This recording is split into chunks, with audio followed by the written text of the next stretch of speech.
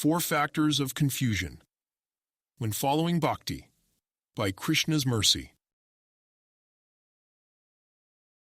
Harimaya krit dosh gun binu hari bhajan na jahi.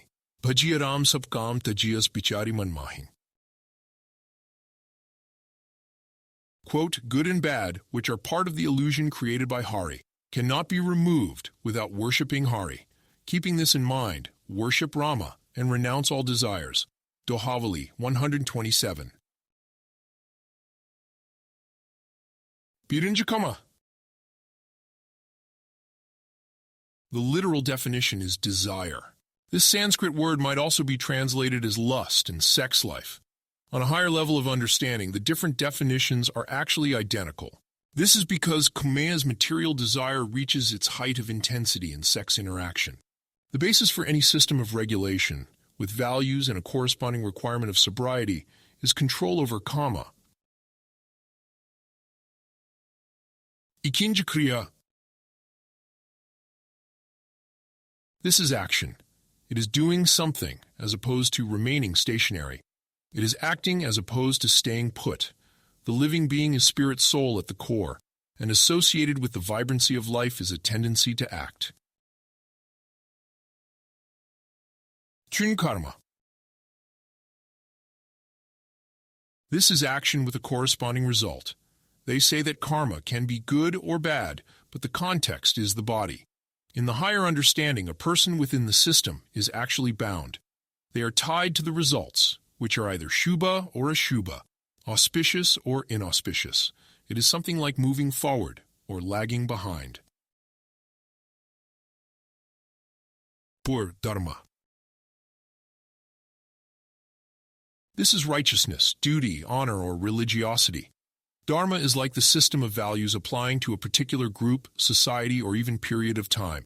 For instance, they say that the Dharma for this specific age of Kali is the chanting of the holy names, Hare Krishna, Krishna Krishna, Hare Hare, Hare Ram, Ram Ram, Hare Hare.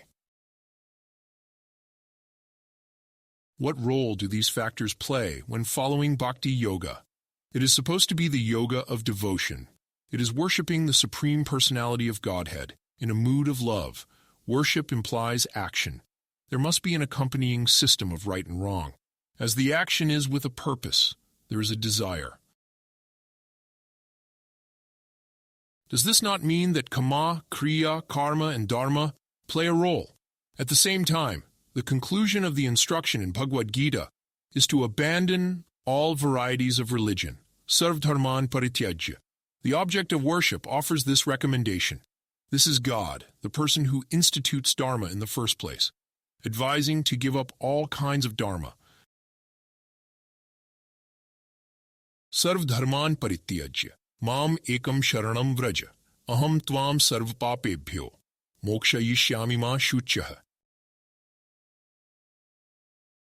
Quote, abandon all varieties of religion and just surrender unto me. I shall deliver you from all sinful reaction. Do not fear. Lord Krishna, Bhagavad-gita 1866. Goswami Tulsidas adds to the confusion by placing good and bad on an equal level. Guna and dosha, which are like the two sides to purpose-driven work, karma, are supposedly part of the illusion of the Supreme Lord. The same Krishna, who is also known as Hari, creates this veil of illusion, and within that energy there are two endpoints that get identified as good and bad, heaven and hell, progressing and regressing, moving up and falling down. If we are to abandon dharmas and put good and bad on an equal level, what exactly are we supposed to do? Does Bhakti Yoga involve sitting motionless in an empty place? To be free of desire, should we keep the mind empty? Are we not supposed to move? Is it not wrong to fail to intervene when emergency situations arise? How is protecting innocent people not good? How is harming undeserving victims not bad? A simple way to weave through the complexities is to think in terms of interest. We already have desires.